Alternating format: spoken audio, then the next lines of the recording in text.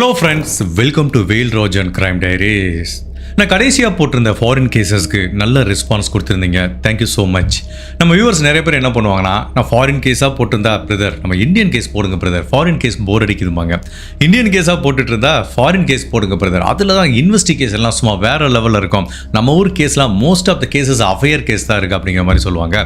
So நீங்கள் லாஸ்ட்டாக நான் போட்ட கேஸுக்கு நீங்கள் நல்ல ரெஸ்பான்ஸ் கொடுத்ததுனால இதுக்கப்புறம் நான் என்ன பிளான் பண்ணியிருக்கேன்னா, ஒரு ஃபாரின் கேஸ் நல்ல சூப்பரான ஒரு ஃபாரன்சிக் கேஸ், அதுக்கப்புறம் ஒரு இந்தியன் கேஸ், இப்படி மாற்றி மாற்றி போடும்போது நம்ம வியூவர்ஸ் எல்லாத்தையும் சாட்டிஸ்ஃபை பண்ண முடியும் அப்படிங்கிற மாதிரி நான் நினைக்கிறேன்.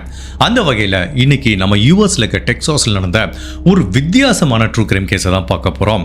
ஹோப்ஃபுல்லி இந்த வழக்கு உங்களுக்கு ஒரு முழு நீள கிரைம் த்ரில்லர் படம் பார்த்த அனுபவத்தை கொடுக்குங்கிற மாதிரி நான் நம்புகிறேன்.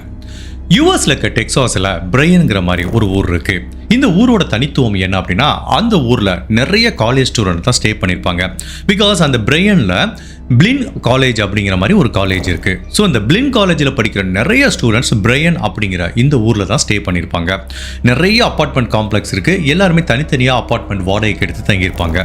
அந்த மாதிரி தான் ஜென்னா வெர்கலன்கிற 20 வயசு மதிக்கத்தக்க ஒரு ஸ்டூடெண்ட் இந்த பிளின் காலேஜில் படிச்சுட்டு இருக்காங்க. அங்கே இருக்கிற ஒரு அப்பார்ட்மெண்ட் காம்ப்ளெக்ஸில் ஒரு அப்பார்ட்மெண்ட் வாடகைக்கு எடுத்து தங்கியிருக்காங்க. இந்த ஜென்னாங்கிற பெண்மணிக்கு ஸ்பென்சர் ஹுட்டுங்கிற ஒரு காதலர் இருக்காரு. அவரும் இதே காலேஜில் தான் படிக்கிறாரு. அதே அப்பார்ட்மெண்ட் காம்ப்ளெக்ஸுக்குள்ள அவர் தனியாக ஒரு அப்பார்ட்மெண்ட் எடுத்து தங்கியிருக்காரு. இவங்க ரெண்டு பேரோட காதலை பற்றி சொல்லணும்னா, இவங்க ஸ்கூல் படிக்கிறதுலேருந்தே காதலிக்கிறாங்க. அப்படி ஸ்கூலில் காதலிச்சு முடிச்சதுக்கப்புறம் இப்போ ரெண்டு பேரும் பிளான் பண்ணி ஒரே காலேஜில் வந்து படிக்கிறாங்க. இவங்க ரெண்டு பேருமே லா படிச்சுட்டு இருக்காங்க. ஸோ இந்த காலேஜ் படிப்பை முடிக்க விட்டு ரெண்டு பேரும் திருமணம் பண்ணலாங்கிற மாதிரி ஒரு ஐடியாவில் இருக்காங்க. இந்த டயத்தில் ஏப்ரல் மாதம் 9ஆம் தேதி 2008ஆம் வருஷம் இந்த காதலர் ஸ்பென்சர் ஹுட்டுங்கிற நபர் தன்னோட காதலியை பார்க்கறதுக்காக அவங்க அப்பார்ட்மெண்ட்டுக்கு போறாரு. அதாவது காலையில் இவர் காலேஜை முடிச்சுக்கிட்டு கரெக்டாக 11:30 மணிக்கு தன்னோட காதலியோட அப்பார்ட்மெண்ட்டுக்கு போறாரு. முந்தின நாள் இரவு அவர் ஒரு புக்கை அவங்க வீட்டில் விட்டுட்டு வந்துட்டாரு. அந்த புக்கை எடுக்கிறதுக்காக போறாரு. அப்படி வீட்டுக்குள்ள போலான்னு சொல்லி பார்க்கும்போதே ஒரு வித்தியாசத்தை உணர்றாரு. அவங்க வீட்டு அப்பார்ட்மெண்ட்டோட முன் கதவுகள் திறந்த நிலையில் இருக்கிறத பார்க்குறாரு. இதை பார்த்தவொடனே இவருக்கு கொஞ்சம் கன்ஃபியூஷன் ஆயிடுச்சு. பிகாஸ் அவங்க காதலி எப்பவுமே அப்பார்ட்மெண்ட்டுக்கு உள்ள போனால் லாக் பண்ணிடுவாங்க. அதுவும் காலையில் 11:30 மணிக்கு இந்த கதவுகள் திறக்கப்பட்டு இருக்கிறது அவருக்கு கொஞ்சம் நெருடலா படுது. பட் இருந்தாலும் அந்த கதவை திறந்துட்டு தன்னோட காதலி பேரை கூப்பிட்டுக்கிட்டே போறாரு. ஜென்னா ஜென்னான்னு சொல்லி கூப்பிட்டுக்கிட்டே போறாரு. அப்படி உள்ள போகும்போது அவங்க பெட்ரூமுக்குள்ள போறாரு. அந்த பெட்ரூமோட கதவும் திறக்கப்பட்டிருக்கு. அதை அப்படி திறந்து உள்ள போனவருக்கு ஒரு பேரதிர்ச்சி காத்துட்டு இருக்கு. அதாவது பெட்ரூம்ல இருக்கிற கட்டிலுக்கு பக்கத்துல கீழே இந்த காதலி ஜென்னா வெர்கலானோட இறந்த சடலத்தை கண்டுபிடிக்கிறாங்க. இதை பார்த்தவொடனே இவருக்கு என்ன பண்ணணும்னு தெரியல. உடனே இந்த ஸ்பென்சர் ஹுட் பதட்டமாகி 911க்கு கால் பண்றாரு. இந்த மாதிரி என்னோட காதலி வீட்டுக்கு வந்தேன், அவங்க மயக்கமா இருக்காங்க, பட் பார்த்தாலே இறந்து போன மாதிரி தெரியுது, எனக்கு என்ன பண்றதுன்னே தெரியலங்கிறாரு. அப்ப இந்த 911 ஆபரேட்டர் சொல்றாங்க, ஃபர்ஸ்ட் அவங்க உடம்ப தொட்டு பாருங்க, கூலா இருக்கா இல்ல கொஞ்சமாவது உடம்பு ஹீட்டா இருக்கான்னு பாருங்கிறாங்க. இவர் தொட்டு பார்த்துட்டு இல்ல அவங்க உடம்பு ரொம்ப கோல்டா இருக்குன்னு சொல்லவிட்டு அந்த 911 ஆபரேட்டர் அடுத்த 5 மினிட்ஸுக்குள்ளேயே பேராமெடிக் டீம், போலீஸ் டீம் எல்லாத்தையும் அனுப்புறாங்க. First of all paramedic team இந்த ரூமுக்குள்ள வந்து ஜென்னா வெர்கலனை செக் பண்ணி பார்க்கும்போதே அவங்க இறந்து போய் பல மணி நேரம் இருக்குங்கிறாங்க. இப்போ போலீஸ் ஆஃபீஸர் அந்த கிரைம் சீனை ஃபுல்லாக செக் பண்ணி பார்க்கும்போது எந்தவித ஃபோர்ஸ் என்ட்ரியும் இல்லைங்கிறதுனால இந்த வீட்டுக்குள்ள ஒரு 3வது நபர் கதவை உடைச்சிக்கிட்டோ இல்லை ஜன்னலை உடைச்சிக்கிட்டோ வந்திருக்கிறதுக்கு வாய்ப்பு இல்லை. இந்த ஜென்னாவை கொலை பண்ண கொலைகாரன் கண்டிப்பாக அவங்களுக்கு தெரிஞ்சவனாக இருக்கிறதுக்கு நிறையவே வாய்ப்பு இருக்குங்கிற மாதிரி தான் போலீஸ் திங்க் பண்ணுறாங்க. ஜெனரலாக போலீஸ் ஆஃபீஸர் எவ்வளவோ கிரைம் கேசஸ் பார்த்துருப்பாங்க. பட் இந்த கிரைம் சீனில் போலீஸ் யூனிக்காக பார்க்குற விஷயம் என்ன அப்படின்னா, ஜெனரலாக ஒரு இறந்த உடல் இருக்குன்னா பார்த்தவொடனே தெரியும் அவங்க எப்படி கொலை செய்யப்பட்டிருப்பாங்கன்னு. ஒன்று கத்தியால் குத்தி கொலை செய்யப்பட்டிருப்பாங்க, இல்லை துப்பாக்கியால் வச்சு சுட்டு கொலை செய்யப்பட்டிருப்பாங்க. பட் இந்த ஜென்னா வெர்கலனோட உடம்பை போலீஸ் ஆஃபீஸர் நெடுநேரம் பார்த்து கூட உண்மையிலேயே அவங்க எப்படி மரணிச்சாங்கிறத அவங்களால யூகிக்கவே முடியல. பட் ஒன்று மட்டும் போலீஸுக்கு புரியுது, அந்த வீட்டில் எந்தவித பொருளும் திருடு போல. அதாவது ஹேங்கரில் அவங்களோட ஹேண்ட்பேக் தொங்கிட்டு இருக்கு, வீட்டுக்குள்ள அவங்களோட லேப்டாப் இருக்கு, அதுக்கப்புறம் அவங்களோட சில நகைகள் பணங்கள் எல்லாமே அதே இடத்துல இருந்ததுனால கண்டிப்பா இது ராபரிக்காக செய்யப்பட்ட கொலை மாதிரி தெரியல. ஸோ போலீஸை பொறுத்த வரைக்கும் ஃபர்ஸ்ட் இந்த கொலை எப்படி நடந்ததுங்கிறத தெரிஞ்சுக்கணும். அதுக்கப்புறம் வந்த கொலைகாரன் இவங்களுக்கு தெரிஞ்சவனா இருக்கிறதுக்கும் வாய்ப்பு இருக்கிறதுனால அந்த கொலைகாரனை நெருங்கிறதுக்கு போலீஸுக்கு நிறையவே வாய்ப்பு இருக்கு. எந்த ஒரு கொலை வழக்கிலையும் இறந்து போன சடலத்தை யாரு பார்க்குறாங்களோ அதுவும் அவங்க குடும்ப உறவுகளோ இல்ல ஸ்பௌஸோ இருந்தா கண்டிப்பா அவங்க தான் சந்தேக வளையத்துக்குள்ள வருவாங்க. இந்த கேஸை பொறுத்த வரைக்கும் கொலை செய்யப்பட்ட ஜென்னாவோட உடலை அவங்க காதலர் தான் பார்த்திருக்காரு. இப்போ அந்த காதலர் கிட்ட கேட்கும்போது அவர் என்ன சொல்றாரு அப்படின்னா, சார் முந்தின நாள் இரவு, அதாவது இந்த கொலை நடக்கிறதுக்கு முந்தின நாள் இரவு நைட்டு 9:30 மணிக்கு நான் என்னோட காதலி வீட்டுக்கு வந்தேன். 9:30 12:30 மணி வரைக்கும் நாங்கள் 2 பேரும் உட்காந்து ஸ்டடி பண்ணிட்டு இருந்தோம். மறுநாள் எக்ஸாம் இருந்ததுனால. ஸோ 12:35 மணிக்கு நான் கிளம்பி போயிட்டேன். என்னோட அப்பார்ட்மெண்ட்டும் பக்கத்தில் தான் இருக்கு. நான் அப்பார்ட்மெண்ட்டுக்கு போன உடனே என்னோட காதலிக்கு ஃபோன் பண்ணேன். 12:47 மணிக்கு ஃபோன் பண்ணேன். அதுக்கப்புறம் 2 பேரும் குட் நைட் சொல்லிட்டு தூங்க போயிட்டோம். பட் மறுநாள் காலையில் 11:30 மணிக்கு நான் போய் பார்க்கும்போது தான் அவங்க கொலை செய்யப்பட்டிருக்காங்க. ஸோ நைட்டு 12:47 காலையில் 11:30 மணி வரைக்கும் இடைப்பட்ட இந்த நேரத்துக்குள்ள தான் ஜென்னா பெர்கலன் கொலை செய்யப்பட்டிருக்காங்க. ஆப்வியஸ்லி அவங்க காதலர் தான் கடைசி அவங்க உயிரோட பார்த்திருக்காரு. அவங்க சடலத்தையும் அவர் தான் கண்டுபிடிச்சதுனால ஆட்டோமேட்டிக்கா இப்போ அந்த ஸ்பென்சர் ஹுட்ங்கிற காதலர் தான் சந்தேக வளையத்துக்குள்ள வராரு. ஸ்பென்சர் ஹுட் அண்ட் ஜென்னா பெர்கலன் இவங்க 2 பேரோட காதல் கதையை பத்தி போலீஸ் பேக்ரவுண்ட் செக் பண்ணி பார்க்கும்போது, நான் ஏற்கனவே சொன்ன மாதிரி அவங்க ஸ்கூல் டேஸ்ல இருந்து காதலிச்சிருக்காங்க. ஒன்னா இருக்கணுங்கிறக்காண்டி தான் ஒரே காலேஜுக்கு படிக்க வந்திருக்காங்க. ஸோ அவங்க 2 பேர் வீட்லையும் கேட்கும்போது என்ன சொல்றாங்கன்னா, இவங்க ரொம்ப நாளா டேட் பண்ணிட்டு இருக்காங்க. அவங்களுக்குள்ள பெரிய பிரச்சனை எல்லாம் வந்ததில்ல. பட் சில சமயம் அவங்களுக்குள்ள பிரச்சனை வந்து பிரேக்கப் ஆயிருக்காங்க. 2 பேரும் வேற வேற நபரை டேட் பண்ணிருக்காங்க. பட் என்னதான் வேற வேற நபரை டேட் பண்ணா கூட இவங்களுக்குள்ள இருக்க அஃபெக்ஷன் திரும்பவும் அவங்கள சில முறை ஒன்று சேர்த்திருக்கு. பல முறை பிரிஞ்சு போனா கூட கடைசியில் எனக்கு நீ தான் வேணும்னு சொல்லிட்டு ஒருத்தருக்கு ஒருத்தர் அன்போட இணைஞ்சதுனால இந்த காதலருக்குள்ள எந்த பிரச்சனையும் இருக்கிற மாதிரி எனக்கு தெரியல. எங்களை பொறுத்த வரைக்கும் ஸ்பென்சர் ஹுட்டுக்கும் இந்த கொலைக்கும் எந்த தொடர்பும் இருக்க வாய்ப்பு இல்லைன்னு சொல்லிட்டு இந்த 2 வீட்டு குடும்ப உறவுகளும் ஃபீல் பண்றாங்க. பிளின் அப்படிங்கிற காலேஜில் படிக்கிற நிறைய ஸ்டூடெண்ட் இந்த அபார்ட்மெண்ட் காம்ப்ளெக்ஸ்ல தங்கியிருக்காங்க. ஈவன் நிறைய பேர் தனியா தங்கியிருக்காங்க. அப்படிப்பட்ட இந்த காம்ப்ளெக்ஸ்ல தங்கியிருந்த 20 வயசு ஜென்னா பெர்கலன்ங்கிற இந்த பெண்ணை யாரு கொலை பண்ணா, இவங்க கொலைக்கு பின்னாடி இருக்கிற மர்மம் என்ன அப்படிங்கிற பலவித குழப்பங்களும் திருப்பங்களும் நிறைஞ்ச இப்படியெல்லாம் கூடவா ஒரு இன்சிடென்ட் நடக்கும் சொல்லிட்டு நம்ம எல்லாத்தையும் இந்த வழக்கு ரொம்பவே ஆச்சரியப்படுத்த போது, பெண்கள் கடைசி வரைக்கும் இந்த கேஸை ஸ்கிப் பண்ணா பாருங்க. அதுவும் தனியா இருக்க பெண்கள் பாதுகாப்பு சம்பந்தமா நிறைய விஷயங்களை இந்த வீடியோவோட இறுதியில கத்துக்க போறோம். நீங்க இன்கேஸ் தனியா தங்கியிருந்தீங்கன்னா இந்த வீடியோவை கடைசி வரைக்கும் ஸ்கிப் பண்ணாதீங்க. அப்படி ஜென்னா பெர்கலனுக்கு என்ன நிகழ்ந்ததுங்கிறத நம்ம தெரிஞ்சுக்கிறதுக்கு முன்னாடி உங்க டைம் 2 செகண்ட்ஸ் எனக்காக ஸ்பெண்ட் பண்ணி என்னோட வீடியோஸ் உங்களுக்கு பிடிச்சிருந்துச்சுன்னா லைக் பண்ணிட்டு கமெண்ட் பண்ணுங்க. இன்கேஸ் என்னோட சேனலை இது வரைக்கும் நீங்க சப்ஸ்கிரைப் பண்ணாம பார்த்தீங்கன்னா மறக்காம சப்ஸ்கிரைப் பண்ணி என்ன சப்போர்ட் பண்ணுங்க. ஜென்ரலா எந்த ஒரு கொலை வழக்கிலையும் ஒரு விக்டிம் இந்த மெத்தட்ல தான் கொலை செய்யப்பட்டாங்க அப்படிங்கிறத கண்டுபிடிச்சாதான் அந்த வழக்குல மேலும் மேலும் ப்ராக்ரஸ் இருக்க முடியும். நான் ஏற்கனவே இந்த கேஸ்ல முன்னாடி சொன்ன மாதிரி ஜென்னா பெர்கலன் எப்படி கொலை செய்யப்பட்டாங்க அப்படிங்கிறத இனிஷியல் ஸ்டேஜில் யாராலையும் கண்டுபிடிக்க முடியல. பட் இவங்களோட உடலை பிரேத பரிசோதனை பண்ணி பார்க்கும்போது பேத்தாலஜிஸ்ட் ஒரு வித்தியாசமான விஷயத்தை கண்டுபிடிக்கிறாங்க. அவங்களோட இடது கண்ணுல இப்படி ஓரமா சில பிளட் வெசல்ஸ் ரத்த நாளங்கள் வெடிச்சிருக்கிறத பார்க்குறாங்க. அப்படி ரத்த நாளங்கள் வெடிக்கும் போது அந்த இடத்துல ரத்தங்கள் உறைஞ்சிருக்கு. அதாவது இடது கண்ணோட ஓரத்துல. இந்த கண்டிஷனுக்கு மெடிக்கல்ல என்ன பேர் சொல்லுவாங்க அப்படின்னா பெட்டிகோ ஹேமரேஜ் அப்படிங்கிற மாதிரி சொல்லுவாங்க. இந்த பெட்டிகோ ஹேமரேஜ் எப்போ வரும் அப்படின்னா, நம்ம ஒரு நபரை கழுத்தை நெரிச்சு கொலை பண்ணும்போதுதான் இந்த கண்ணில் ஓரமா இருக்கிற ரத்த நாளங்கள் வெடிக்கும். அப்பதான் பெட்டிகோ ஹேமரேஜ்ங்கிற இந்த கண்டிஷன் வரும். இதை பார்த்தவனே பேத்தாலஜிஸ்ட் சொல்லிடுறாங்க, சந்தேகமே கிடையாது, இந்த ஜென்னா பெர்கலன் கழுத்தை நெரிச்சு தான் கொலை செய்யப்பட்டிருக்காங்க.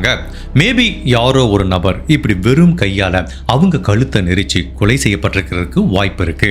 பட் அதே டயத்துல அவங்க உடலை பிரேத பரிசோதனை பண்ணும்போது கடைசியா இவங்களை கொலை பண்ண கொலைகாரன் இவங்க கிட்ட தவறா நடந்திருக்கானா இல்லையா அப்படிங்கிறத எங்களால் உறுதியா சொல்ல முடியாது அப்படிங்கிற இன்னொரு மிக முக்கியமான தகவலையும் போலீஸ் கிட்ட சொல்றாங்க. இந்த கிரைம் சீனை போலீஸ் மேலும் நல்லா அனலைஸ் பண்ணி பார்க்கும்போது இந்த கேஸை பிரேக் பண்ற மாதிரி இன்னொரு மிக முக்கியமான தடயம் கிடைக்குது. ஃபர்ஸ்ட் ஆஃப் ஆல் இவங்க கழுத்தை நெரிச்சு கொலை செய்யப்பட்டிருக்காங்க. இது கொலைங்கிறது உறுதிப்படுத்தப்படுது. ரெண்டாவது, கொலை செய்யப்படுறப்போ ஜென்னா போட்டிருந்த ட்ரெஸ்ல சில ரத்த கரைகளை கண்டுபிடிக்கிறாங்க. அதுக்கப்புறம் அவங்க உடல் எங்க கண்டுபிடிக்கப்பட்டதோ அதுக்கு பக்கத்துல 2 டிராப் ஆஃப் ரத்த கரைகளை கண்டுபிடிக்கிறாங்க. ஸோ இது எல்லாத்தையும் ஃபாரன்சிக் டீம் டெஸ்ட் பண்ணி பார்க்கும்போது அதுல இருக்கிற ஒரு ரத்த கரை இந்த ஜென்னாக்கு சொந்தமானது. பட் இன்னொரு ரத்தக்கரை கொலைகாரனுக்கு சொந்தமானதுங்கிறத கண்டுபிடிக்கிறாங்க. தட் மீன்ஸ் ஜென்னா பெர்கலனோட ஷர்ட்ல இருந்த ஒரு ரத்தக்கரையும் கீழே கண்டுபிடிக்கப்பட்ட 2 டிராப் ஆஃப் பிளட்ல இருக்க ஒரு ரத்தக்கரையும் கொலைகாரனுக்கு சொந்தமானதுன்னு தெரிய வருது. தட் மீன்ஸ் அந்த கொலைகாரன் தன்னோட உயிரை காப்பாத்துறதுக்காக இவங்க கடுமையா போராடி இருக்காங்க. ஸோ ஜென்ரலா இந்த மாதிரி ஒரு பெண் கொலை செய்யப்படுறப்போ அந்த கொலைகாரன் அவங்க உயிரை காப்பாற்றும் போது அந்த கொலைகாரனை இப்படி பெராண்டி வைக்கிறதுக்கு வாய்ப்பு இருக்கு, அவனை அட்டாக் பண்றதுக்கும் வாய்ப்பு இருக்கு. அப்படி பண்ணும்போது அந்த கொலைகாரன் உடம்புல இருக்க ஸ்கின் செல்ஸ் எல்லாமே இந்த விக்டிமோட விரல் நகை இடுக்குல போறதுக்கு வாய்ப்பு இருக்கு. இப்போ அதே மாதிரி தான் ஜென்னா பெர்கலனோட அந்த நகத்தில் இருக்கிற நிறைய ஸ்கின் செல்லை எடுத்து டெஸ்ட் பண்ணி பார்க்கும்போது அதில் ஒரு ஆணோட டிஎன்ஏவை கண்டுபிடிக்கிறாங்க.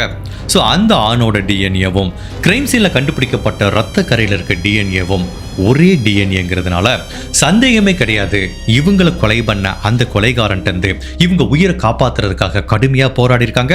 அப்போ அந்த கொலைகாரனோட உடம்புல காயத்தை ஏற்படுத்தியிருக்காங்க. அந்த காயத்திலிருந்து வந்த ரத்த கரைகள் தான் இப்படி தரையில் விழுந்திருக்கு. ஸோ இப்போ இந்த கேஸை பொறுத்த வரைக்கும் கொலைகாரனோட ரத்தமும் கொலைகாரனோட டிஎன்ஏவும் போலீஸ் கிட்ட இருக்கு. போலீஸ் அடுத்த கட்ட விசாரணையை அவங்க வீட்டு நெய்பர் எல்லாத்திட்டே கேட்கும்போது, நான் ஏற்கனவே சொன்ன மாதிரி அந்த அபார்ட்மெண்ட் காம்ப்ளெக்ஸ்ல நிறைய காலேஜ் ஸ்டூடெண்ட் தங்கியிருப்பாங்க. அங்க ஒரு வாலிபால் கிரவுண்ட் இருக்கு. அந்த வாலிபால் கிரவுண்ட்ல என்ன பண்ணுவாங்கன்னா நைட்டு ஃபுல்லா அந்த காலேஜ் பசங்கள்லாம் வந்து ஜாலியாக விளையாண்டுட்டு இருப்பாங்க, மிட் நைட்ல கூட.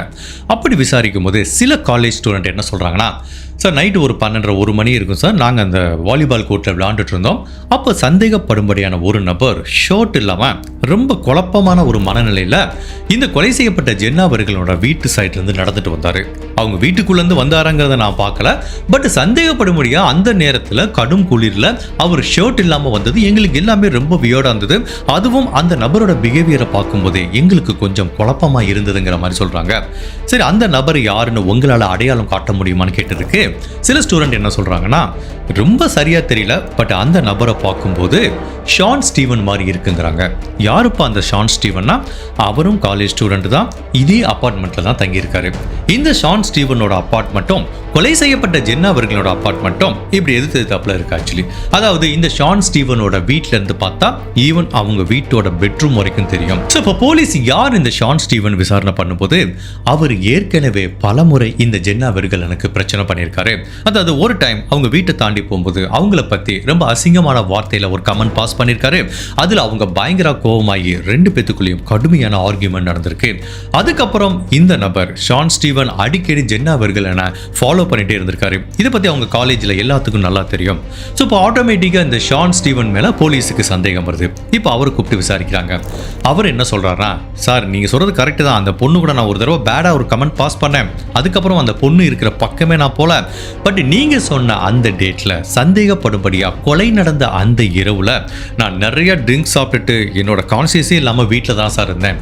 நீங்க சொன்ன மாதிரியோ அந்த ஸ்டூடெண்ட் சொன்ன மாதிரியோ ஷர்ட் இல்லாம ஜென்னா பெர்கலனோட வீட்ல இருந்து வந்த அந்த நபர் நான் இல்லவே இல்லை அப்படிங்கிற மாதிரி அவர் சொல்றாரு. இந்த கேஸை பொறுத்த வரைக்கும் போலீஸ்க்கு 2 சஸ்பெக்ட் இருக்கு. ஒன்னு அவங்க காதலர், அதுக்கப்புறம் அவங்களை டீஸ் பண்ண அந்த காலேஜ் ஸ்டூடெண்ட் ஷான் ஸ்டீவன் அப்படிங்கிறவர். இதுக்கு மேலேயும் இந்த ஜென்னா பெர்கலனோட வாழ்க்கையில வேற யாராவது இருக்காங்களான்னு போலீஸ் விசாரணை பண்றாங்க. இந்த மாதிரி போலீஸ் ஒரு கொலை செய்யப்பட்ட விக்டிமோட வாழ்க்கையில யாரெல்லாம் பிரச்சனை பண்ணிருக்காங்கன்னு ஒரு லிஸ்ட் எடுக்கிறது ஒரு கிரைம் சீன் விசாரணையில ரொம்பவே முக்கியமான அங்கமா பார்க்கப்படுது. அதுக்கு நான் ஒரு பெஸ்ட் எக்ஸாம்பிள் சொல்றேன். நம்ம வேட்டையாடு விளையாடுன்னு ஒரு படம் பார்த்திருப்போம். அதுல பாத்தீங்கன்னா பிரகாஷ் ராஜ் சாரோட பொண்ணை வந்து கொடூரமா கொலை பண்ணிருப்பாங்க. அப்ப கமலஹாசன் சார் அது விசாரணை பண்ணும்போது அப்போ வந்து பிரகாஷ் ராஜ் சொல்லுவார், ஸோ ஒரு பசங்க பொண்ணு பின்னாடி சுத்தி பிரச்சனை பண்ணாங்க சார், லாக்அப்ல வச்சு 4 தட்டி அனுப்பிவிட்டேன். ஒரு சின்ன விஷயம் மாதிரி தெரியும், பட் அது சாதாரண விஷயம் கிடையாது. அந்த பசங்க கூட இதை பழி வாங்கி இருக்க வாய்ப்பு இருக்குன்னு அந்த விசாரணையை கண்டினியூ பண்ணுவாங்க. கடைசியில் அந்த பசங்க தான் அந்த கொலையை பண்ணியிருப்பாங்க.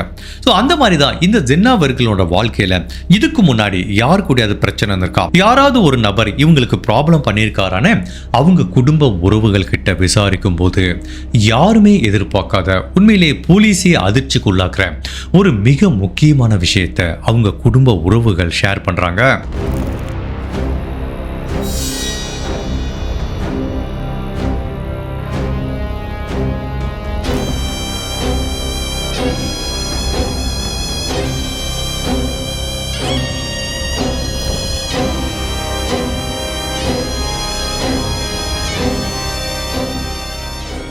ஜென்னா வெர்கலனோட குடும்ப உறவுகள் என்ன சொல்றாங்கன்னா, இவங்க ஒரு அபார்ட்மெண்ட் காம்ப்ளெக்ஸ்ல தங்கியிருக்காங்க. அதுக்குன்னு ஒரு மெயின்டெனன்ஸ் டீம் இருக்கும். அந்த மெயின்டெனன்ஸ் டீம்ல பல பேர் ஒர்க் பண்ணுவாங்க. பட் இவங்களுக்கு வந்து எல்லா வீட்டுக்கும் மாஸ்டர் கீன்னு ஒன்று இருக்கும். ஸோ இப்போ வீட்டில் தங்கியிருக்க டெனன்ட் இல்லாமல் இருந்தால் கூட அந்த மாஸ்டர் கீயை வச்சு இவங்க வீட்டுக்குள்ள வந்து மெயின்டெனன்ஸ் ஒர்க்கு பார்க்க முடியும். ஃபார் எக்ஸாம்பிள், என்னோட வீட்டில் பிளம்பிங் ஏதோ ஒரு பைப்பில் ப்ராப்ளம் இருக்குப்பா, நான் போய் கம்ப்ளைண்ட் கொடுத்துட்டு ஆஃபீஸ்க்கு போயிட்டேன். ஸோ அப்போ அந்த மெயின்டெனன்ஸ் ஒர்க்கர் சாவியை போட்டு அவங்ககிட்ட இருக்க மாஸ்டர் கீயை போட்டு ஓப்பன் பண்ணி அந்த பைப் லைனை ஃபிக்ஸ் பண்ணிட்டு திரும்ப க்ளோஸ் பண்ணிட்டு போயிடுவாங்க. ஸோ இது ஜென்ரலாகவே எல்லா அபார்ட்மெண்ட்லையும் நடக்குது. ஸோ இவங்க கொலை செய்யப்படுறதுக்கு 2-3 மாதத்துக்கு முன்னாடி இவங்க வீட்டில் தனியாக இருக்காங்கிறது எல்லாத்துக்குமே தெரியும். இவங்க ஷவரில் குளிச்சுட்டு இருக்காங்க பாத்ரூமில். அப்போ குளிச்சு முடிச்சுக்கிட்டு வெறும் டவலை மட்டும் கட்டிக்கிட்டு அந்த பாத்ரூம்லேருந்து வெளியில் வந்து பார்க்குறாங்க. பயங்கர ஷாக் ஆகிட்டாங்க. லிவிங் ரூமில் ஒரு நபர் நின்றுட்டு இருக்காரு. அந்த நபர் யாருன்னா, இந்த அப்பார்ட்மெண்ட்டில் மெயின்டெனன்ஸ் டீமில் வேலை பார்க்குற ஒரு நபர். அந்த நபருக்கும் ஷாக் ஆயிடுச்சு, இவங்களும் ஷாக் ஆகிட்டாங்க. பிகாஸ் ஜஸ்ட் திங்க் பண்ணி பாருங்க, ஒரு பொண்ணு தனியாக குளிச்சுட்டு வராங்க, ஈவன் பாத்ரூம் கதவை திறந்து வச்சுட்டே குளிக்கிறாங்க. வெறும் டவலை மட்டும் சுற்றிட்டு வெளியில் வரும்போது திடீர்னு ஒரு நபர் லிவிங் ரூமில் நிற்கும் போது எவ்வளோ பதட்டமாக இருக்கும். இவங்க பயங்கரமாக பிடிச்சி அந்த நபரை திட்டாங்க. பட் அந்த நபர் என்ன சொல்கிறாரு, சாரி மேம், நீங்கள் வீட்டுக்குள்ளே இருக்கீங்க, எனக்கு தெரியாது, சில மெயின்டெனன்ஸ் ஒர்க்குக்காக நான் வந்தேன். ஸோ நீங்கள் பாத்ரூமில் குளிச்சுட்டு இருக்க சத்தம் கூட எனக்கு கேட்கல, ஐ எம் ரியலி சாரி, நான் கிளம்பி போகிறேன்னு சொல்லிட்டு அவர் கிளம்பி போயிட்டாரு. பட் இருந்தாலும் ஜென்னா வெர்கலன் இதில் கன்வின்ஸ் ஆகலை. இந்த நபர் இப்படி பண்ணியிருக்கவே கூடாது, நீ வேணும்னே பண்ணியோ இல்லை வந்து ஆக்சிடென்ட்டாக நடந்ததோ எனக்கு தெரியாது, உன்னை பற்றி நான் கம்ப்ளைண்ட் பண்ண போகிறேன்னு சொல்லிட்டு அந்த மெயின்டெனன்ஸ் ஒர்க்கரை பற்றி ஏற்கனவே ஒரு கம்ப்ளைண்ட் பண்ணியிருக்காங்க. அப்போ அந்த மேனேஜ்மெண்ட் டீமும் ஒரு வார்னிங் கொடுத்து அவர் அனுப்பியிருக்காங்க. இப்போ அந்த மெயின்டெனன்ஸ் ஒர்க்கர் யாரு அப்படின்னு போலீஸ் விசாரிக்கிறாங்க. அவரோட பேரு 29 வயசு ஜெர்மி ரோசர் அப்படிங்கிற நபர். இவரை பத்தி பேக்ரவுண்ட் செக் பண்ணி பார்க்கும்போது இவருக்கு ஏற்கனவே திருமணமாகி டிவோர்ஸ் ஆகி 2 குழந்தைகள் இருக்காங்க. பட் இந்த இன்சிடென்ட் நடந்தது 2-3 மாசத்துக்கு முன்னாடி. இப்போ இந்த ஜெர்மி ரோசர் பிடிச்சி விசாரிக்கலான்னு அந்த அபார்ட்மெண்ட் மெயின்டெனன்ஸ் டீம் போய் கேட்டால் அவங்க என்ன சொல்றாங்கன்னா, சார் அவர் சரியாகவே வேலைக்கு வரலங்கிறதுனால போன வாரமே அவரை நாங்கள் வேலையை விட்டு நிப்பாட்டிட்டோங்கிற மாதிரி சொல்றாங்க. ஸோ இப்போ இந்த கேஸில் போலீஸுக்கு புதுசாக ஒரு சஸ்பெக்ட் கிடைச்சிருக்கு, இந்த ஜெர்மி ரோசருங்கிற மெயின்டெனன்ஸ் ஒர்க்கர். இப்போ போலீஸ் ஃபர்ஸ்ட் உண்மையிலேயே இவரோட நோக்கம் என்னங்கிறத எப்படி கண்டுபிடிக்கிறாங்கன்னா, இவர் உண்மையிலேயே வீட்டுக்குள்ள யாரும் இல்லைன்னு நினைச்சு வந்தாரா, இல்ல இந்த பொண்ணு தனியா இருக்காங்க குளிச்சிட்டு இருக்காங்க அப்படிங்கறத தெரிஞ்சிட்டு வேவு பார்க்கறதுக்காக வந்தாரா அப்படிங்கறத எப்படி கண்டுபிடிக்கிறாங்கன்னா, இப்போ அதே ஜென்னா வெர்கலனோட வீட்டில் போலீஸ் ஒரு எக்ஸ்பெரிமெண்ட் பண்றாங்க. அதாவது பாத்ரூம்ல போயிட்டு ஷவரை திறந்து வச்சிடறாங்க, பாத்ரூம் கதவையும் லேசா திறந்து வச்சிடறாங்க. இப்போ லிவிங் ரூம்ல எந்த இடத்துல ஜெர்மி ரோசர் நின்றுட்டு இருந்தாரோ அந்த இடத்துல இன்னொரு போலீஸ் ஆஃபீஸர் நின்று கேட்கிறாரு. இப்போ ஷவர்ல தண்ணி விழுகிற சத்தம் இவருக்கு கேக்குதான்னு பார்த்தா அது ஒரு டபுள் பெட்ரூம் சின்ன ஹவுஸ் அப்படிங்கிறதுனால கண்டிப்பா லிவிங் ரூம்ல இருந்தா கூட பாத்ரூம்ல ஒருத்தர் குளிச்சா அந்த ஷவர் சத்தம் கிளியரா கேட்கறதுனால ஜெர்மி ரோசர்ங்கிற இந்த மெயின்டெனன்ஸ் ஒர்க்கரோட நோக்கம் என்ன அப்படின்னா, அவர் ஆக்சிடென்டா வரல, இவங்க தனியா இருக்காங்க அப்படிங்கிற தவறான நோக்கத்துக்காண்டி தான் உள்ள வந்திருக்காருங்கிறத இந்த எக்ஸ்பெரிமெண்ட் மூலமா உறுதிப்படுத்தினதுக்கு அப்புறம் இந்த கேஸ்ல போலீஸுக்கு 3ஆவதா ஒரு சஸ்பெக்ட் கிடைச்சிருக்கு. சோ இந்த கேஸை பொறுத்த வரைக்கும் போலீஸ் கிரைம் சீன்ல கொலைகாரனோட டிஎன்ஏ இருக்கு. இப்போ 3 சஸ்பெக்ட் இருக்கு. இப்போ அடுத்த போலீஸ் என்ன பண்ணுவாங்கன்னு நமக்கு தெரியும். ஃபர்ஸ்ட் இந்த 3 பேரையும் கூட்டிட்டு வந்து அவங்க உடம்ப ட்ரெஸ் எல்லாம் ரிமூவ் பண்ணிட்டு அவங்க உடம்புல ஏதாவது காயம் இருக்கான்னு பார்ப்பாங்க. பிகாஸ் ஜென்னா வெர்கலன் அவங்களை காப்பாத்திக்கிறதுக்காக கொலைகாரனோட உடம்புல ஒரு கடுமையான காயத்தை ஏற்படுத்தியிருக்காங்க. அந்த காயத்தோட தழும்போ இல்லை அந்த காயம் இன்னும் ஆறாம கூட இருக்கலாம். ஸோ அந்த காயத்தோட தன்மை ஏதாவது இருக்கான்னு பார்ப்பாங்க. அதுக்கப்புறம் ஆப்வியஸ்லி டிஎன்ஏ சாம்பிள் எடுத்து செக் பண்ணி பார்ப்பாங்க. இதை பண்ணா ஈஸியா இந்த 3 பேர்ல யாராவது ஒருத்தன் தான் கொலைகாரன் அப்படிங்கிறத நம்மளால கண்டுபிடிக்க முடியும். அதனால இப்போ போலீஸ் என்ன பண்றாங்க, ஒவ்வொருத்தரா விசாரணை பண்ணணுங்கிறதுக்காக ஃபர்ஸ்ட் அந்த காதலர் ஸ்பென்சர் குட் அப்படிங்கிற நபரோட வீட்டுக்கு போய் பார்க்குறாங்க. அந்த வீட்டோட கதவுகள் பூட்டப்பட்டிருக்கு. எப்போ ஜென்னா வெர்கலன் கொலை செய்யப்பட்டாங்களோ அதுக்கு அடுத்த நாள்ல இருந்து அவங்க காதலர் எஸ்கேப் ஆயிட்டாரு. அடுத்தபடியா இந்த கேஸ்ல 2வது சஸ்பெக்டா இருக்க ஜென்னா வெர்கலனோட வீட்டுல இருந்து ஷர்ட் இல்லாம சந்தேகப்படும்படியா கொலை நடந்த இரவு வந்த நபர் அந்த ஷான் ஸ்டீவன்கிற நபரோட வீட்டுக்கு போனா அவரும் அங்கிருந்து மிஸ் ஆயிருக்காரு. அடுத்தபடியா இந்த கேஸ்ல அந்த மெயின்டெனன்ஸ் ஒர்க்கர் அவர் ஏற்கனவே வேலையை விட்டு தூக்கிட்டாங்க.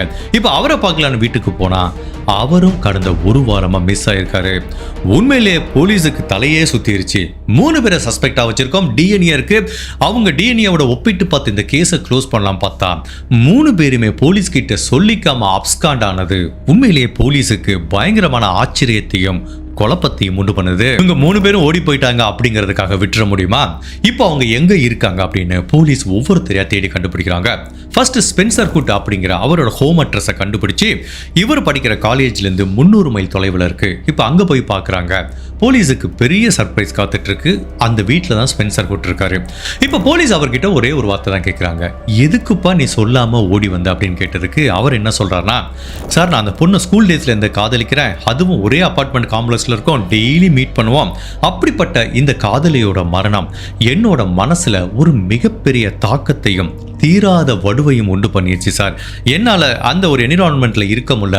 என்னோட காதலியோட ஞாபகம் அதிகமாக இருந்ததுனால தான் ஒரு பிரேக் எடுக்கிறதுக்காக என்னோட அம்மா அப்பாவை பார்க்க வந்தேங்கிற மாதிரி சொல்கிறாரு. இவர் சொல்கிறதுலையும் ஒரு நியாயம் இருக்குது. பட் அவர் இப்போ போலீஸ் ஸ்டேஷனுக்கு விசாரணை கூட்டிகிட்டு வர்றாங்க. அவரோட ஷர்ட் எல்லாத்தையும் ரிமூவ் பண்ணி அவரோட உடம்புல காயம் இருக்கான்னு பார்க்குறாங்க. எந்த காயமும் இல்லை. இப்போ அவரோட டிஎன்ஏ சாம்பிள் கேட்குறாங்க. தாராளமாக எடுத்துக்கோங்கிறாரு. ஸோ அவரோட உடல் மொழியிலையோ வாய் மொழியிலையோ சீராக இருக்கு. எந்த வித சந்தேகமும் போலீஸுக்கு வரல. ஸ்பென்சர் கோட் எந்த சூழ்நிலையும் பதட்டப்படாம தன்னோட டிஎன்ஏ சாம்பிள் கொடுத்ததுனால மேபி இந்த காதலர் இந்த கொலையை பண்ணியிருக்க வாய்ப்பு இல்லைங்கிற மாதிரி தான் போலீஸ் திங்க் பண்றாங்க. இப்போ அதுக்கு அடுத்தபடியா ரெண்டாவதா சந்தேக வளையத்துக்குள்ள இருக்கிற ஷான் ஸ்டீவன்கிற இன்னொரு காலேஜ் ஸ்டூடெண்ட் இப்போ இதே மாதிரி அவரோட ஹோம் அட்ரஸை கண்டுபிடிச்சு போறாங்க. அவரும் அவங்க வீட்டில் இருக்காரு. எதுக்குப்பா இப்படி போலீஸ் கிட்ட சொல்லாம ஓடி வந்த, ஒன்னதான் நாங்கள் விசாரணை பண்ணிட்டு இருக்கோம்னு கேட்டதுக்கு அவர் என்ன சொல்றாருன்னா, சார் என்னோட அண்ணன் வந்து ஆர்மியில் இருக்காரு, அவர் வெக்கேஷனுக்கு வந்திருக்காரு, அவர் கூட டைம் ஸ்பெண்ட் பண்ணுறதுக்காண்டி தான் சார் நான் வந்தேங்கிற மாதிரி சொல்கிறாரு. சரி, இவர் சொல்கிறதுலையும் நியாயம் இருக்குது. இப்போ ஸ்பென்சர் கிட்ட எப்படி விசாரிச்சாங்களோ அதே மாதிரி ஷான் ஸ்டீவன்கிற இந்த நபரையும் போலீஸ் ஸ்டேஷன் கூட்டிட்டு போயிட்டு விசாரணை பண்றாங்க. அவரோட ஷர்ட்டை ரிமூவ் பண்ணிட்டு காயம் இருக்கான்னு பார்க்குறாங்க. எந்த காயமும் இல்லை. அவரோட டிஎன்ஏ சாம்பிள் கேட்குறாங்க. அவரும் துளி கூட தயக்கம் இல்லாமல் டிஎன்ஏ சாம்பிளை கொடுத்துறாரு. ஜென்ரலாக இந்த மாதிரி மல்டிபிள் சஸ்பெக்டை விசாரணை பண்ணும்போது உண்மையிலே ஒருத்தன் கொலைகாரனாக இருந்தால் அவனோட டிஎன்ஏ சாம்பிளை கொடுக்குறப்போ ஒரு சின்ன தயக்கம் இருக்கும். பட் இந்த ரெண்டு பேர்கிட்டையும் எந்தவித தயக்கமும் இல்லாமல் டிஎன்ஏ சாம்பிளை கொடுத்ததுனால இவங்க ரெண்டு பேரும் இந்த கொலையை பண்ணியிருக்க வாய்ப்பு இல்லைங்கிற மாதிரி தான் போலீஸ் திங்க் பண்றாங்க. பட் இந்த கேஸ்ல மூணாவது சஸ்பெக்ட் யாரு? அந்த மெயின்டெனன்ஸ் ஒர்க்கர் ஜெர்மி ரோசர். இப்போ அவரை பார்க்க போறாங்க. ஃபைனலா ஒரு நீண்ட தேடுதலுக்கு அப்புறம் அந்த நபரை பிடிச்சிடுறாங்க. இப்போ அவரை போலீஸ் ஸ்டேஷனுக்கு விசாரணை கூட்டிட்டு வராங்க. அவர் என்ன சொல்றாருன்னா, சார் நான் வந்து வேணும்னே அந்த பொண்ணோட வீட்டுக்கு போல, நான் ஒரு மெயின்டெனன்ஸ் ஒர்க்குக்காண்டி தான் போனேன். நான் ஷவரில் அந்த பொண்ணு குளிச்சுட்டு இருந்தேன்னு எனக்கு தெரியாது.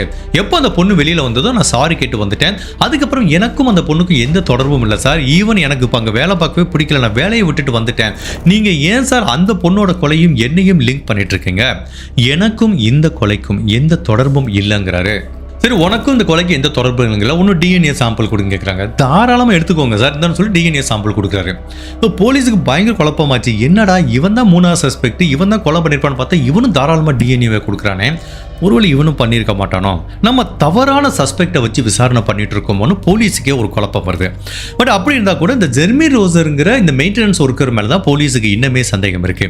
அவரோட முன்னாள் மனைவியை கூட்டு விசாரிக்கிறாங்க. அவங்க என்ன சொல்றாங்கன்னா, சார் இவர் ரொம்ப கோபக்கார மோசமானவன் சார்.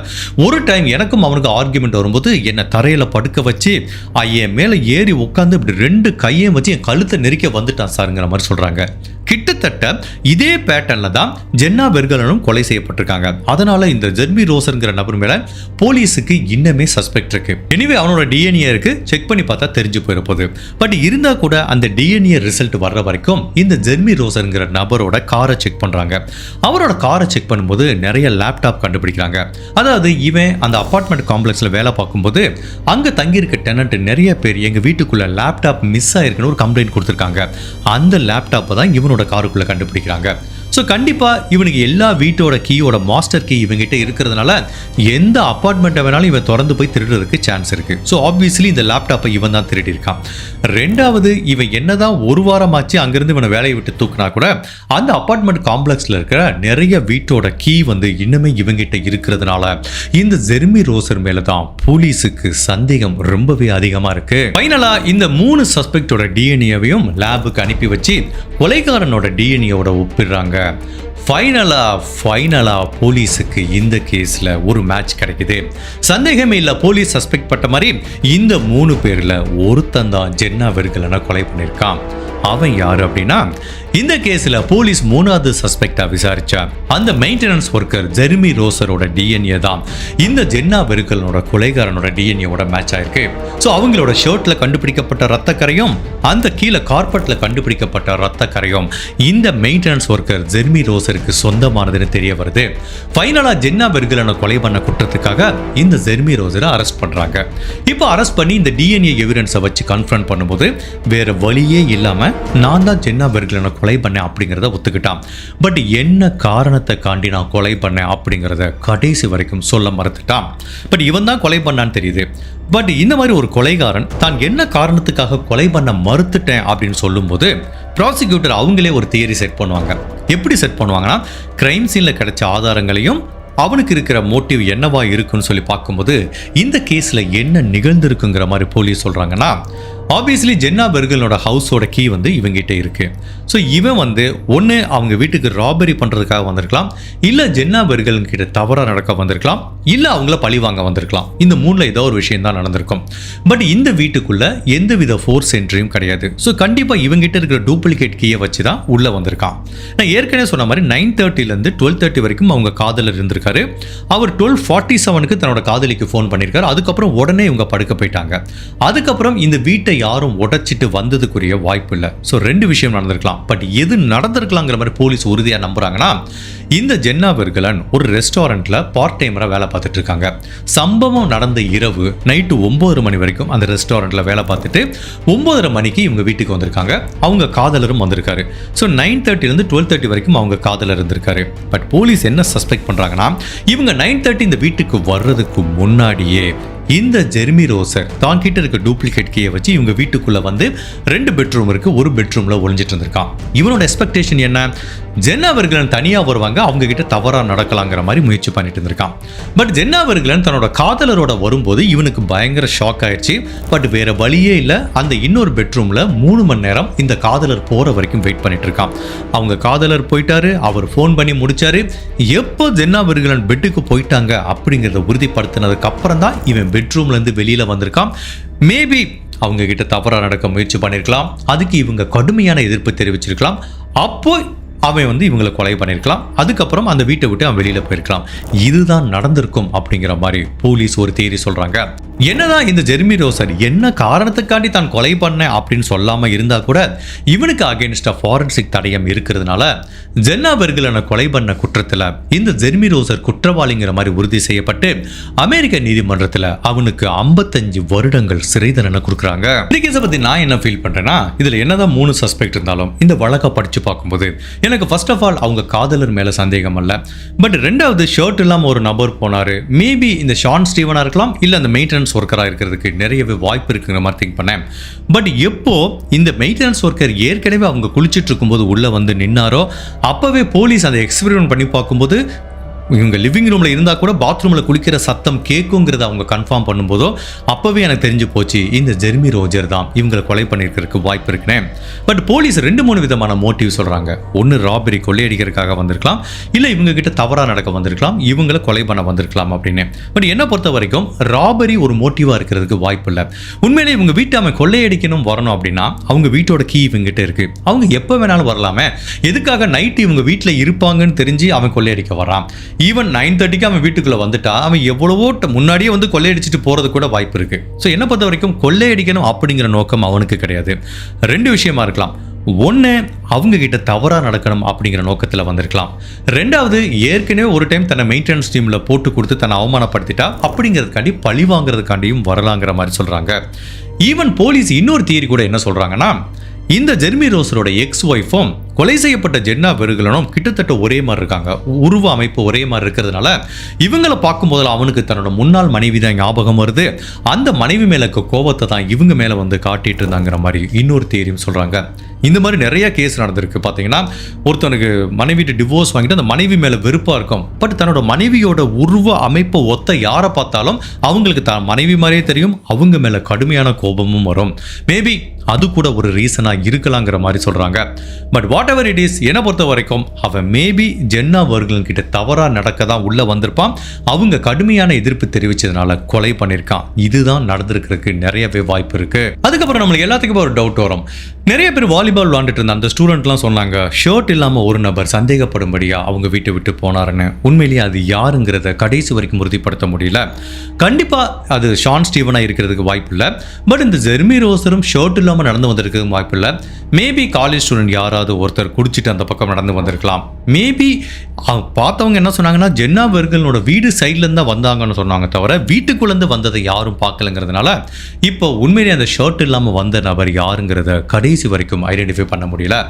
ஸோ இந்த கிரைம் கேஸ் இதோட முடிஞ்சு. பட் இதுலேருந்து நம்ம முக்கியமாக எடுத்துக்க வேண்டிய டேக்அவே என்ன அப்படின்னா, நீங்கள் நிறைய அப்பார்ட்மெண்ட்டில் பார்த்துருப்பீங்க, கேட்டட் கம்யூனிட்டிலாம் பார்த்துருப்பீங்க. எல்லா வீட்டுக்கும் ஒரு மெயின்டெனன்ஸ் கீ வந்து கண்டிப்பாக அந்த மெயின்டெனன்ஸ் டீம் கிட்ட இருக்கும். கண்டிப்பாக நீங்கள் ஆஃபீஸ் போனால் கூட யார் வேணாலும் உங்கள் வீட்டை திறந்து வந்து உங்கள் வீடை ஆக்சஸ் பண்ணுறதுக்கு வாய்ப்பு இருக்குது. அதுவும் பெண்கள் தனியாக இருக்கும்போது இந்த மாதிரி ஒரு அப்பார்ட்மெண்ட்டுக்கோ இல்லை வேறு ஏதாவது ஒரு இண்டிவிஜுவல் வீட்டுக்கோ வாடகைக்கு போகும்போது எக்ஸ்பர்ட் சஜஸ்ட் பண்ணுறது என்ன அப்படின்னா, இன்கேஸ் நீங்கள் ரொம்ப செக்யூராக ஃபீல் பண்ணணும் அப்படின்னா நீங்கள் எப்போ ரெண்ட்டுக்கு போகிறீங்களோ அந்த வீட்டோட லாக்கை நீங்கள் புதுசாக மாற்றிருங்க. பிகாஸ் இதுக்கு முன்னாடி இருந்தவங்க கிட்ட அந்த கீ இருக்கிறதுக்கு வாய்ப்பு இருக்குது. ஸோ அவங்களும் இந்த வீடை அக்சஸ் பண்ணுறதுக்கு வாய்ப்பு இருக்குது. இந்த மாதிரி மெயின்டெனன்ஸ் ஒர்க்கரும் அதை அக்சஸ் பண்ணுறதுக்கு வாய்ப்பு இருக்குது. பட் இது வந்து எல்லா இடத்துலையும் பாசிபிள் கிடையாது. இப்போ ஒரு கேட்டட் கம்யூனிட்டிக்கு போயிட்டீங்கன்னா அவங்களோட பெர்மிஷன் இல்லாமல் நீங்கள் லாக்கை மாற்றவே முடியாது. அப்படியே மாற்றினா கூட அவங்கக்கிட்ட ஒரு கீ கண்டிப்பாக இருக்கும். ஸோ இது மற்றபடி நீங்கள் இண்டிவிஜுவலாக ஒரு வீட்டுக்கு போனாலோ இல்லை வேறு சின்ன சின்ன அப்பார்ட்மெண்ட்டுக்கு போனாலோ நீங்கள் லாக்கை மாற்றிக்கலாம். பட் அதை எல்லாத்தையும் தாண்டி தனியாக இருக்க பெண்கள் நம்ம பின்பற்ற வேண்டிய மிக முக்கியமான விஷயம் என்ன அப்படின்னா, டவர் போல்ட்னு சொல்லுவாங்க. நீங்கள் என்னதான் இந்த லாக்கை திறந்துட்டு வந்தால் கூட கதவுக்கு மேலே டவர் போல்ட்னு ஒன்று இருக்கும். அது எல்லா வீட்லையும் இருக்குமான்னு சொல்ல முடியாது. அப்படி இல்லைன்னா நீங்கள் எந்த வீட்டுக்கு வாடகைக்கு போனாலும் ஃபர்ஸ்ட் அந்த டவர் போல்ட்டை ஃபிக்ஸ் பண்ணுங்கள். அப்படி ஃபிக்ஸ் பண்ணிங்கன்னா என்னதான் மெயின்டெனன்ஸ் ஒர்க்கர் நீங்கள் உள்ளே இருக்கும்போது வரணும்னு நினச்சா கூட அவங்க கீயை போட்டு திறந்தா கூட நீங்கள் உள்ளே கூட இந்த டவர் போல்ட்டு லாக் பண்ணிருந்தீங்கன்னா நீங்கள் வீட்டுக்குள்ளே இருக்கும்போது உங்கள் அனுமதி இல்லாமல் யாருமே வர்றதுக்கு வாய்ப்பு இல்லை. ஸோ இது ஜஸ்ட் ஒரு எக்ஸ்ட்ரா ஒரு சேஃப்டி பர்பஸ் தான். ஃபர்ஸ்ட் ஆஃப் ஆல் முடிஞ்சால் லாக்கை மாற்றுங்க. அப்படி பாசிபிலிட்டி இல்லைன்னா இந்த டவர் போல்ட் கண்டிப்பாக இருக்கான்னு பார்த்துக்கோங்க. அதையும் தாண்டி பார்த்தீங்கன்னா சில பெண்கள் தனியாக இருப்பாங்க. மெயின்டெனன்ஸ் ஒர்க்கர்லாம் நிறைய பேர் வீட்டுக்கு வரும்போது எல்லாத்துக்குமே ஒரு சின்ன டிஸ்கம்ஃபர்ட் பயம் இருக்கும். அப்போ வந்து சில எக்ஸ்பர்ட் என்ன சொல்கிறாங்கன்னா, இப்போ நீங்கள் வீட்டுக்குள்ளே தனியாக இருக்கீங்க, உங்கள் வீட்டுக்குள்ளே ஒரு ப்ளம்பரோ இல்லை ஒரு எலக்ட்ரிஷியனாக வரும்போது நீங்கள் கம்ஃபர்டபுளாக இல்லை அப்படின்னா அவங்க வீட்டுக்குள்ளே வேலைக்கு விட்டுட்டு நீங்கள் வெளியில் போய் நின்றுக்கிட்டு அவங்க எப்போ வேலையை முடிச்சாங்களோ அதுக்கப்புறம் நீங்கள் உள்ளே வரலாம். ரெண்டு பேரும் ஒரே டயத்தில் வீட்டில் இருக்கும்போது சில பேருக்கு டிஸ்கம்ஃபர்ட்டாக இருக்கலாம். அவர் நம்மக்கிட்ட ஏதாவது பண்ணிடுவாரோ அப்படிங்கிற பயம் இருக்கும்போது நீங்கள் அந்த மாதிரி மெத்தடையும் ஃபாலோ பண்ணலாம். ஸோ வீட்டில் தனியாக இருக்க பெண்கள் இந்த லாக்கில் கொஞ்சம் கான்சன்ட்ரேட் பண்ணுங்கள். அது எல்லாத்தையும் தாண்டி இன்னொரு டிப்ஸும் என்ன சொல்கிறாங்க அப்படின்னா, ஒரு ரெண்டு பெட்ரூம் இருந்துச்சுன்னா நீங்கள் படுக்க போகிறதுக்கு முன்னாடி ஜஸ்ட் எல்லா ரூம், பாத்ரூம், பெட்ரூம், ஸ்க்ரீன் இருந்துச்சுன்னா ஸ்க்ரீனை விலக்கி யாருமே இல்லை அப்படிங்கிறத உறுதிப்படுத்திட்டு படுக்கிறது இன்னொரு பெஸ்ட் அப்ரோச். ஸோ இன்கேஸ் உங்கள் வீட்டில் இது வரைக்கும் அந்த டவர் போல்ட் இல்லை அப்படின்னா அதை கண்டிப்பாக ஃபிக்ஸ் பண்ணுங்கள். ஈவன் உங்கள் வீட்டு சாவியை யாராவது திருநா கூட நீங்கள் வீட்டுக்குள்ளே அதை போட்டுட்டிங்கன்னா அந்த டவர் போல்ட் லாக் ஆயிடுச்சுன்னா உங்கள் அனுமதி இல்லாமல் யாருமே உள்ளே வரதுக்கு வாய்ப்பு இல்லை. ஹோப்ஃபுல்லி இந்த வீடியோ வீட்டில் தனியாக இருக்க நிறைய பெண்களுக்கு உதவியாக இருந்திருக்குங்கிற மாதிரி நம்புகிறேன். இந்த கேஸை பற்றி நீங்கள் என்ன நினைக்கிறீங்க? உங்களுக்கு இந்த மாதிரி ஏதாவது அனுபவம் இருக்கா? மெயின்டெனன்ஸ் ஒர்க்கர் இந்த மாதிரி வீட்டுக்குள்ளே வந்து உங்களை பயமுறுத்தினதோ இந்த மாதிரி ஏதாவது ஒரு எக்ஸ்பீரியன்ஸ் இருந்தால் அதையும் ஷேர் பண்ணுங்கள். நம்ம வியூவர்ஸுக்கு ரொம்ப பயனுள்ளதாக இருக்கும். இந்த வீடியோ பற்றி உங்களோட கருத்தை மறக்காமல் இந்த வீடியோவில் பதிவு பண்ணுங்கள். இந்த மாதிரி அனதர் கேஸில் உங்களை சந்திக்கிறேன். Till then stay safe, take care, by.